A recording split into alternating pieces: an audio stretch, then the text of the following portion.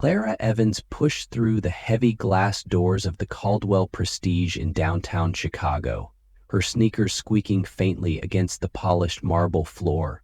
At 28, she didn't look like she belonged here, not with her faded hoodie, ripped jeans, and the beat-up backpack slung over one shoulder.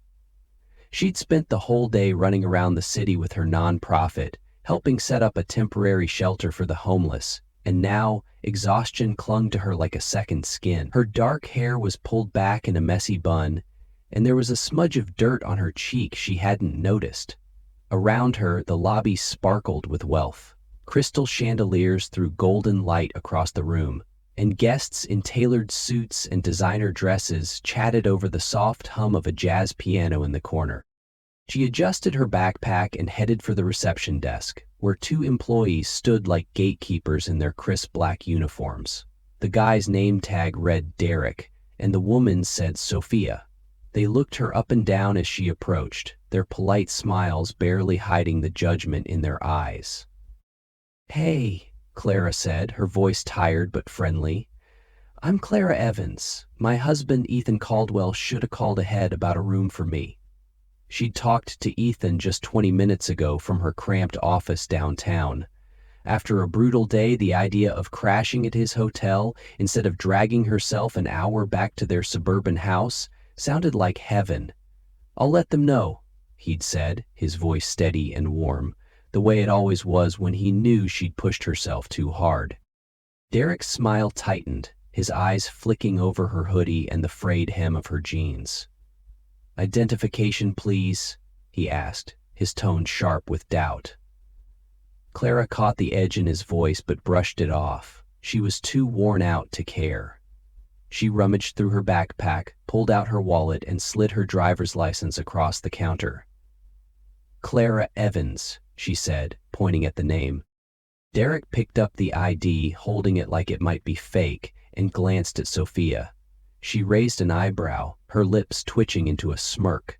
"And you're saying Mr. Caldwell arranged a room for you?" Derek asked, leaning on the counter like he was humoring her. "Ethan Caldwell? The owner of this hotel?" "Yeah," Clara replied, keeping her cool, even though she could feel her patience fraying. "He called ahead. Can you check?" The two exchanged a look, a quick, smug one that made her stomach twist.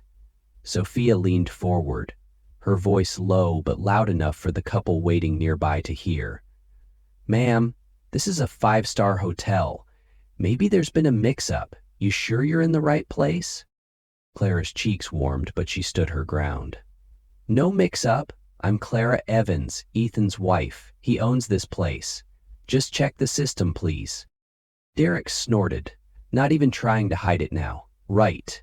And I'm the heir to the British throne." He straightened up, folding his arms. "Look, we get people like you sometimes, thinking they can waltz in, drop a big name, and score a free room. It doesn't work that way." "I'm not dropping a name," Clara said, her voice firm but still calm. "I'm telling you who I am. My husband owns this hotel chain. Call him if you don't believe me." Sophia laughed, a short, cutting sound that echoed in the quiet lobby. "Call Mr. Caldwell, one of the richest guys in the country, because some girl in a hoodie says so?" She shook her head, like Clara was a kid spinning a bad lie. "Listen, sweetie, there's a motel 2 blocks over that might suit you better." The words stung, but Clara didn't flinch. She dealt with worse than this. People sizing her up, deciding she didn't measure up because she didn't flaunt money or power. "I'm not leaving," she said, crossing her arms. "Check your system or get me the manager." Derek's smirk faded, replaced by a flash of annoyance. "We're busy with real guests," he snapped, nodding at the line forming behind her. "You're holding things up." He raised a hand, signaling toward the back of the lobby. "Tony, can you handle this?" A broad-shouldered security guard in a dark jacket started walking over, his face set in a professional frown.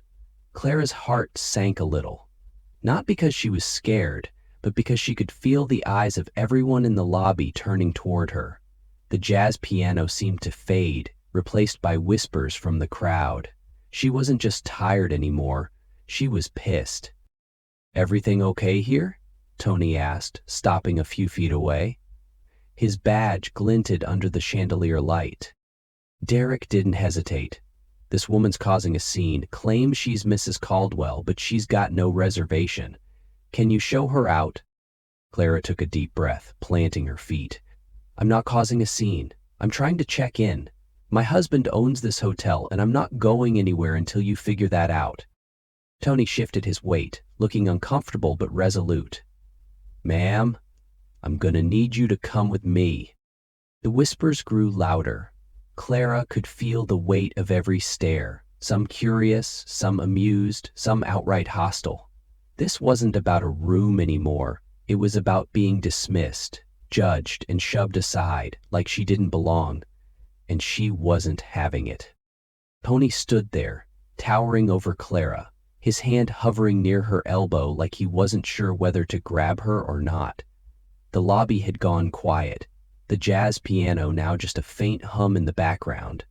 Clara could feel the heat of every pair of eyes on her. Guests in their fancy clothes, clutching martini glasses, staring like she was some kind of sideshow. A couple of them had their phones out, recording, and she caught the edge of a smirk on a guy in a pinstripe suit. She didn't care about them, she cared about the principal. "I'm not leaving," she said again, locking eyes with Tony. Her voice was steady, even though her legs felt like lead after 16 hours on her feet. "My husband owns this place. I belong here as much as anyone." Tony hesitated, his jaw tightening. He didn't look happy about this, but he wasn't backing down either. "Ma'am, I don't make the rules, I just follow them. You need to come with me." Derek leaned over the counter, his voice loud enough to carry. "She's wasting everyone's time, Tony. No reservation, no proof, just some story about being Mrs. Caldwell. Get her out of here." Sophia chimed in, her tone dripping with sarcasm.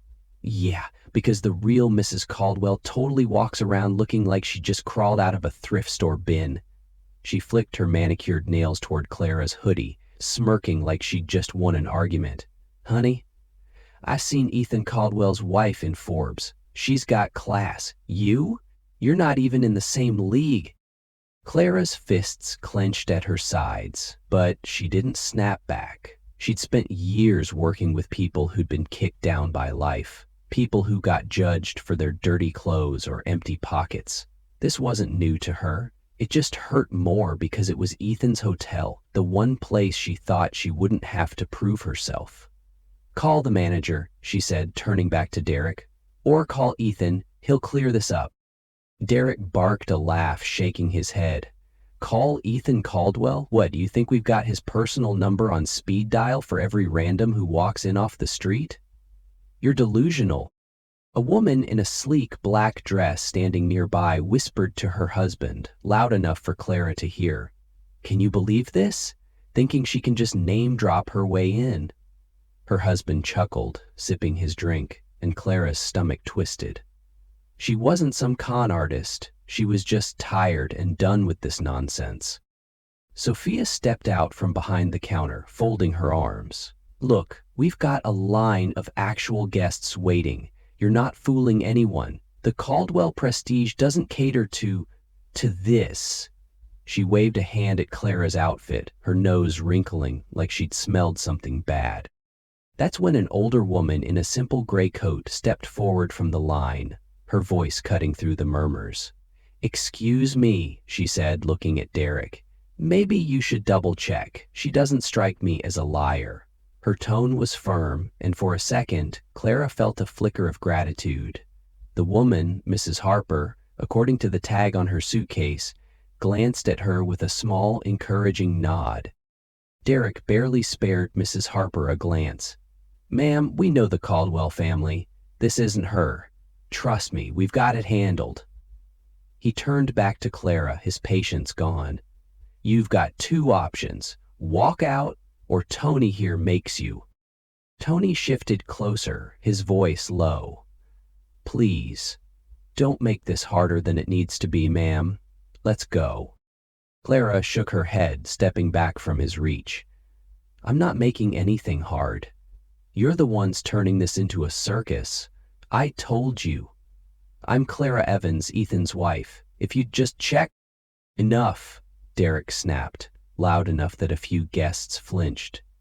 Tony, get her out, now.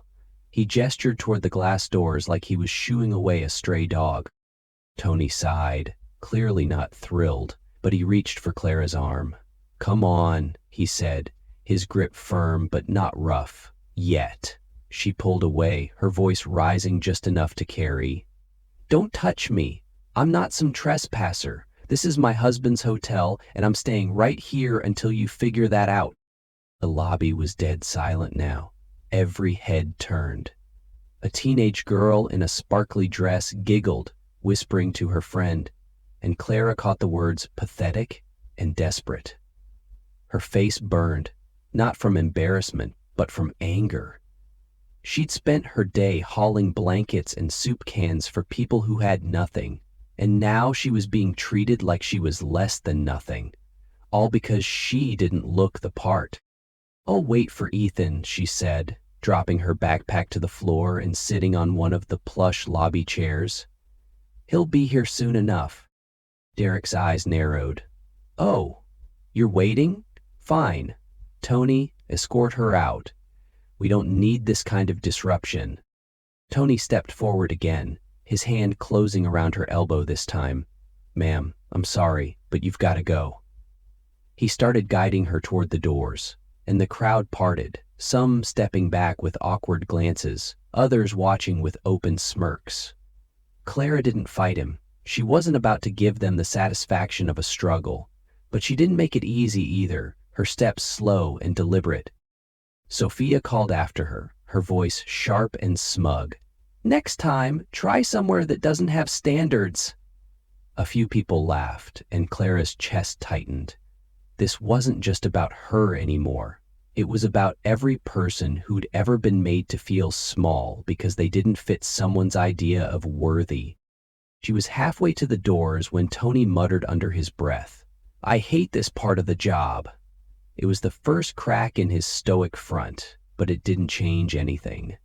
The glass doors loomed ahead, and Clara braced herself for the cold Chicago night outside. Clara felt the cool draft from the glass doors as Tony nudged her closer to the exit. Her sneakers dragged against the marble, each step heavier than the last, not because she was scared, but because she was furious. The whispers and smirks from the crowd buzzed in her ears, and she could still hear Sophia's smug little jab ringing behind her.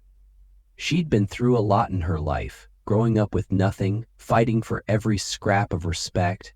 But this was a new kind of low, being thrown out of her own husband's hotel like some nobody. Then the doors swung open and a tall figure stepped through, cutting through the lobby's golden glow like a shadow. Ethan Caldwell didn't rush or shout, he never did. At 40, he carried himself with the kind of quiet power that didn't need a raised voice. His dark hair was streaked with gray at the temples, and his tailored overcoat hung perfectly over a suit that probably cost more than Clara's nonprofit budget for a month. He'd just landed from a red-eye flight, his jaw tight from a long day, but his eyes sharpened the second they landed on her. Tony froze mid-step, his hand still on Clara's arm. Ethan crossed the floor in long, deliberate strides, the crowd parting without him even asking. He stopped right in front of them, his gaze flicking from Tony's grip to Clara's face.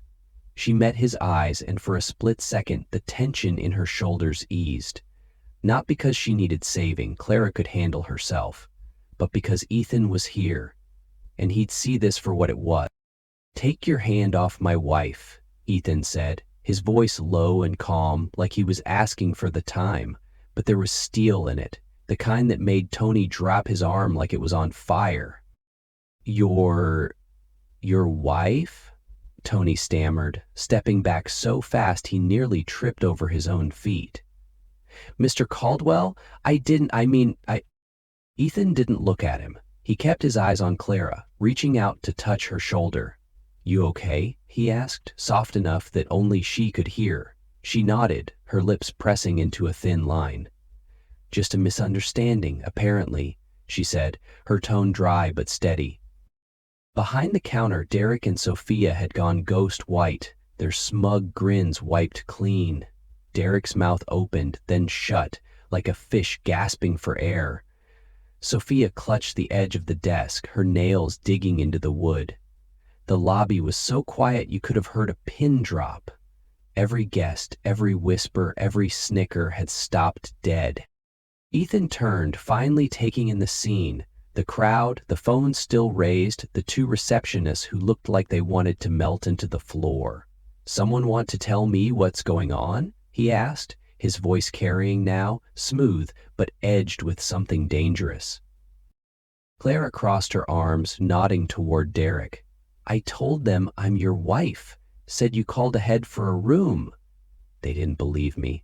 Thought I was some grifter trying to scam a free night. She paused, letting that sink in. "Then they called Tony to drag me out." Ethan's jaw tightened, but he didn't explode. Not yet. He looked at Derek, then Sophia, then back at Tony, who was staring at his shoes like they might save him. "Is that right?" he asked, and the weight of those 3 words made the air feel heavy. Derek found his voice, though it came out shaky. "Mr. Caldwell, we didn't know. She didn't. I mean, look at her. We thought—" Ethan held up a hand, cutting him off. "You thought what? That my wife couldn't possibly look like this?" He stepped closer to Clara, his arm brushing hers.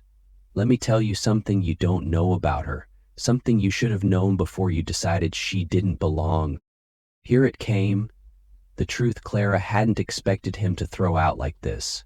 She glanced at him, her brow furrowing, but Ethan kept going, his voice steady and sure. 12 years ago, I was nobody, a broke kid scrubbing floors at a rundown motel in the middle of nowhere. Clara worked there too, waiting tables, cleaning rooms, whatever it took to keep the place running.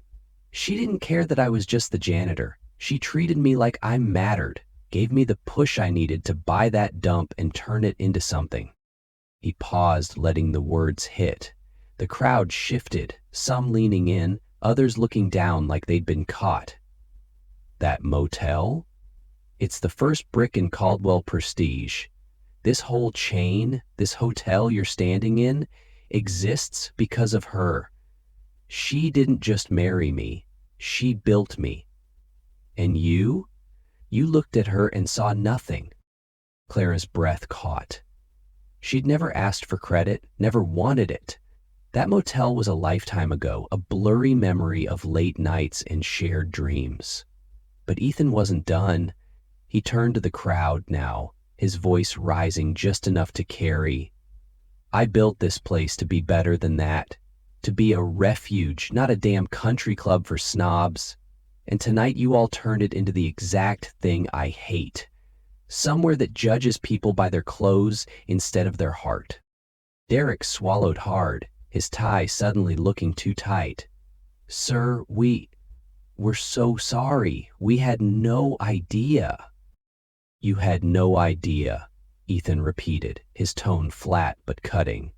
"So you humiliated her, called security, made a spectacle out of someone who's worth more than every chandelier in this lobby combined." He looked at Tony. "And you? Your job's to protect people, not haul them out like trash." Tony rubbed the back of his neck, muttering, "I was just doing what they told me, sir."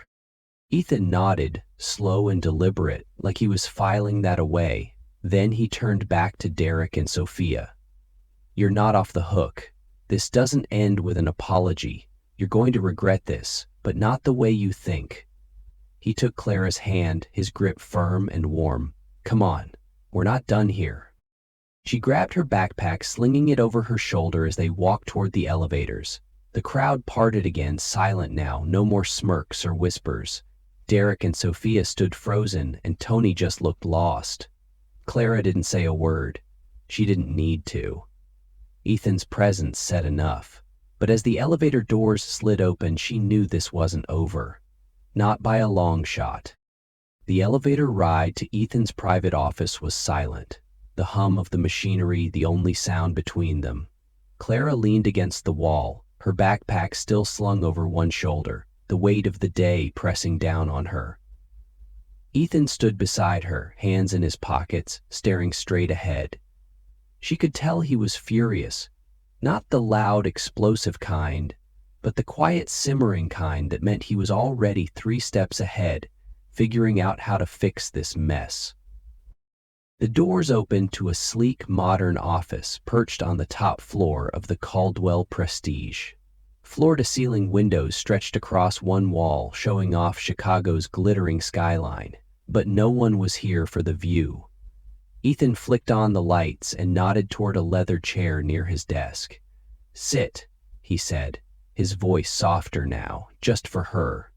Clara dropped her bag and sank into the seat, her hoodie looking out of place against the polished luxury around her. She didn't care. She was past caring about appearances tonight.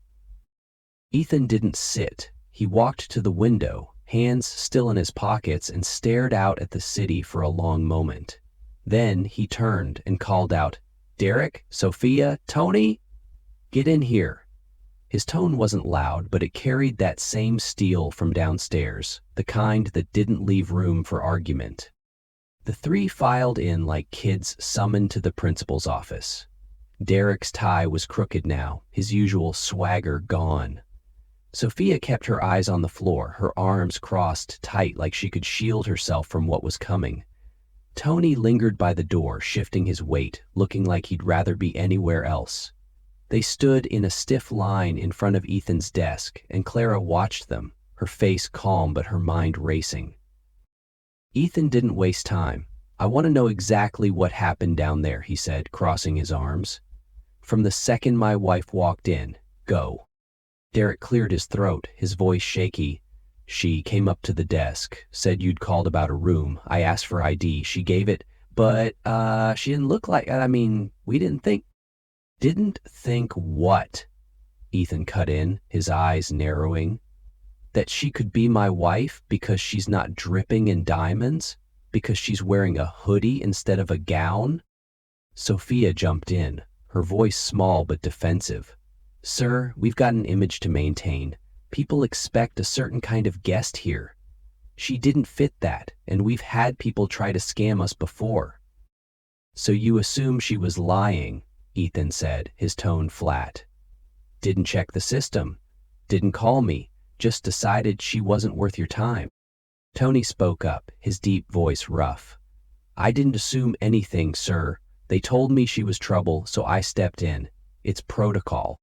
Ethan nodded, slow and deliberate, like he was piecing it all together. Then he leaned against the desk, his gaze moving between them.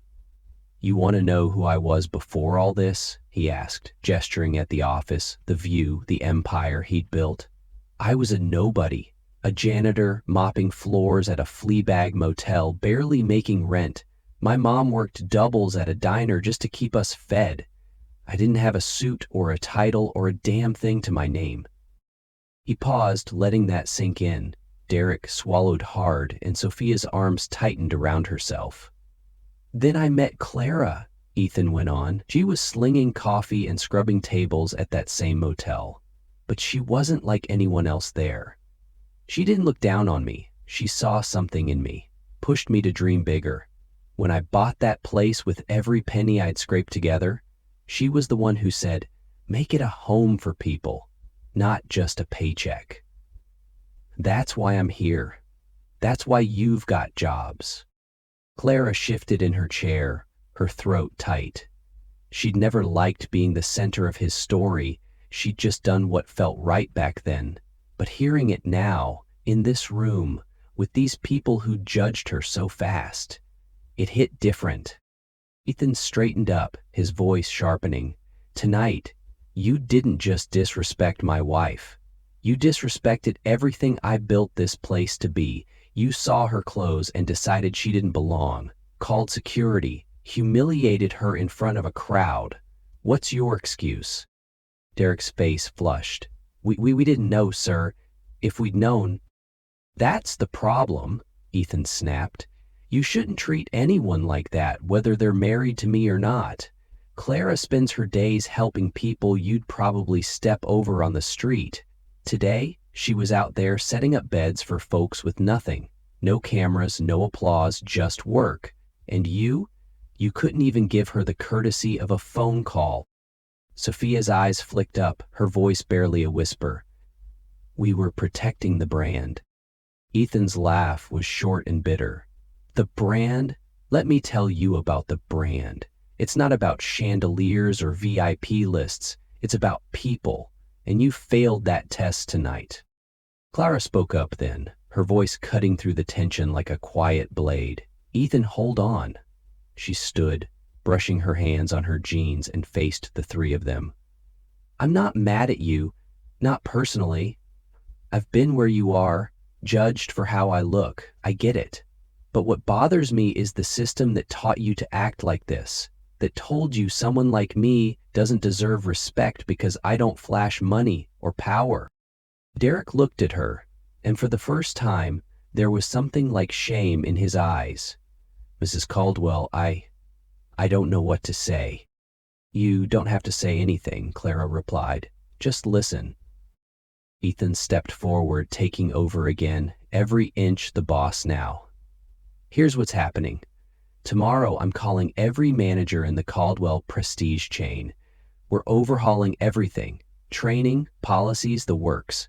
It's called True Value, and it's about treating every person who walks through those doors like they matter. No more bias.